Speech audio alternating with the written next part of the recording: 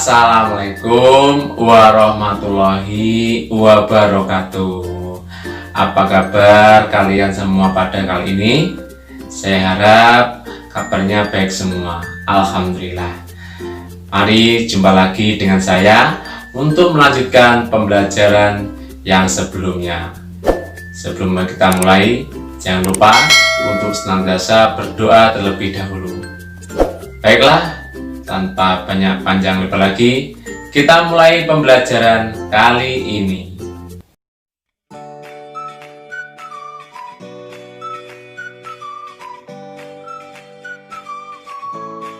Pembelajaran daring online kelas 5. Tema 2, udara bersih bagi kesehatan. Subtema 3, memelihara kesehatan organ pernapasan manusia. Kita lanjutkan pada pembelajaran yang kedua. Perhatikan gambar tersebut. Nah, gambar di atas adalah cuplikan dari buku cerita bergambar berjudul Todi dan Semut. Inti cerita, Todi dan Semut mengisahkan Todi yang gemar makan coklat dan kue-kue manis, tetapi malas membersihkan sisa-sisa makanan. Suatu ketika Todi segera tertidur setelah makan kue manis dengan mulut dan tangan kotor terkena sisa-sisa makanan. Saat Todi tertidur, pasukan semut merubungi Todi. Mereka juga menggigit tangan dan mulut Todi hingga bentol-bentol. Todi terbangun dan menangis karena merasa gatal-gatal. Sejak saat itu Todi selalu membersihkan diri seusai makan agar kejadian yang serupa tidak terjadi lagi. Karya gambar cerita banyak kita temui pada buku cerita, terutama buku cerita bergambar dan komik. Perhatikan contoh gambar cerita berikut. Yang pertama, Kak Dito membeli ikan. Kemudian ikan tersebut ditaruh ke dalam akuarium. Bobby, adiknya Dito, mengambil ikan tersebut dan menaruhnya di lantai. Kemudian Kak Dito melihat ikannya di lantai. Kak Dito bertanya-tanya kepada ibu, siapa yang melakukannya ini?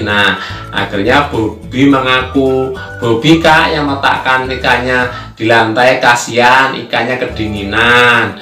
Bobby, memang ikan hidupnya di air seperti itu kata Dito. Gambar cerita.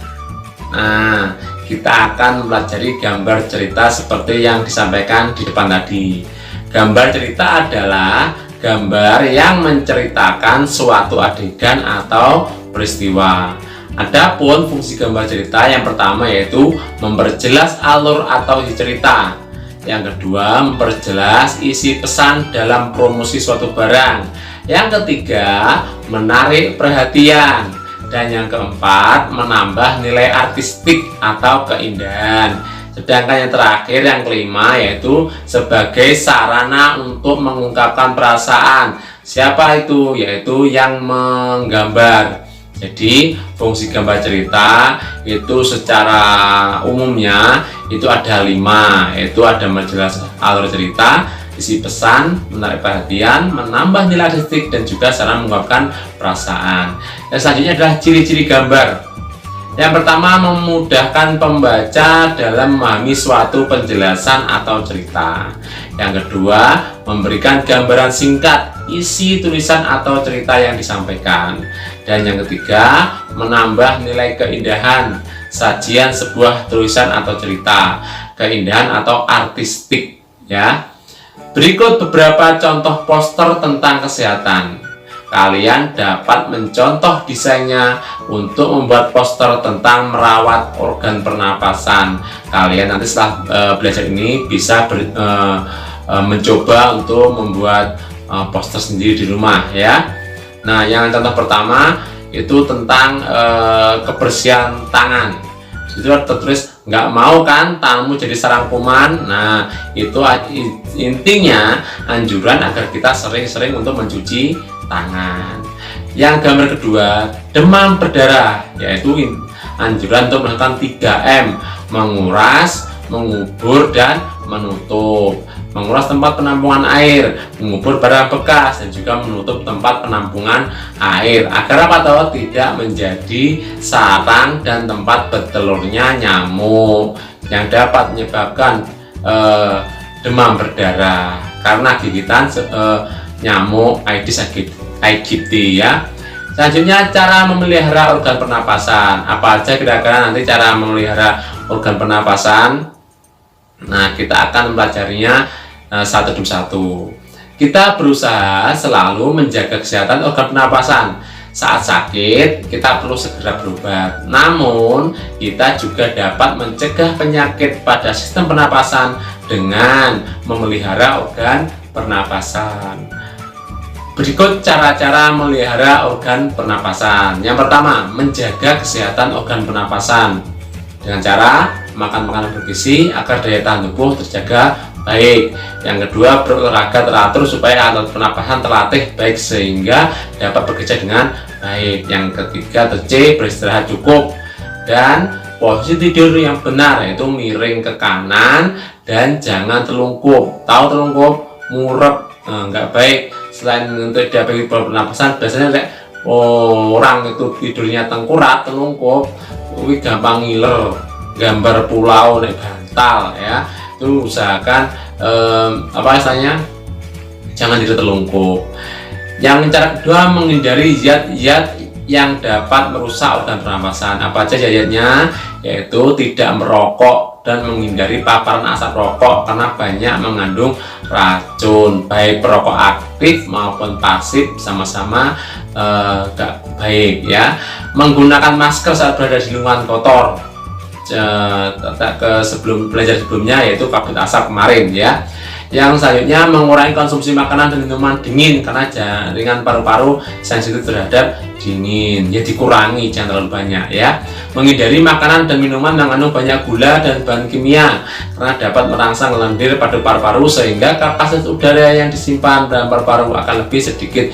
Mie instan, sosis, dan sebagainya karena mengandung pengawet. Yang ketiga, merawat organ pernapasan, yaitu membersihkan rongga hidung secara teratur. Bulu halus dan rambut hidung berfungsi untuk menyaring kotoran. Debu-debu akan masuk dan disaring oleh bulu hidung. Selanjutnya, memeriksa kesehatan pernapasan secara teratur ke dokter, baik mulai dari hidung, paru-paru, dan sebagainya. Kalau bisa rutin. Adapun kalau tidak bisa, sekali waktu harus diperiksakan agar tahu apakah itu posisinya keadaannya sehat, normal, atau sedang ada gangguan atau masalah. Nanti kalaupun ada gangguan atau masalah, jadi biar segera dapat teratasi dengan mungkin diadakan pemeriksaan tambahan atau diberikan obat agar tidak berlarut-larut sehingga menjadi suatu penyakit pernapasan yang akut, yang fatal ya. Yang keempat, menjaga kesehatan lingkungan sekitar. Membuat sebanyak mungkin ventilasi dalam rumah untuk menjaga sirkulasi udara. Ventilasi itu artinya jendela-jendela ya, agar udara keluar masuk itu stabil. Yang kedua, menjaga kebersihan lingkungan supaya tidak banyak debu berterbangan yang akan masuk ke dalam organ pernapasan. Yang ketiga, membuat udara bersih di lingkungan sekitar rumah dan menanam banyak tumbuhan hijau. Kenapa? Tumbuhan hijau banyak menghasilkan oksigen. Yang terakhir, mencegah ruang lembab karena virus dan bakteri mudah berkembang di ruangan yang kelembabannya tinggi. Jadi usahakan setiap hari itu pintu terbuka.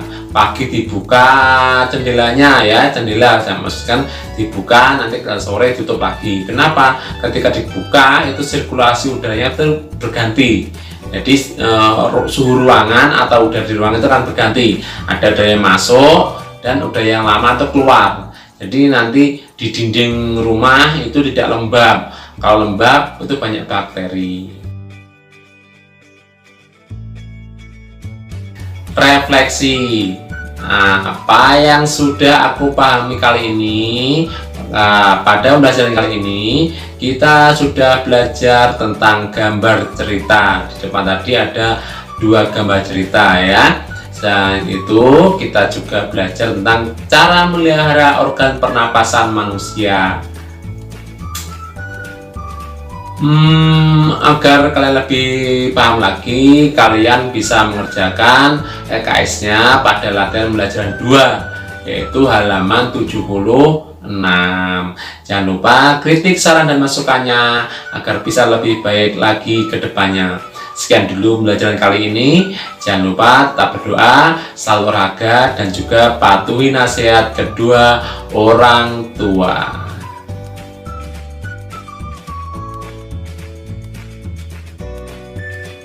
Demikian tadi pembelajaran kali ini. Semoga dapat bermanfaat bagi kita semua. Sekian dulu. Terima kasih. Wassalamualaikum warahmatullahi wabarakatuh.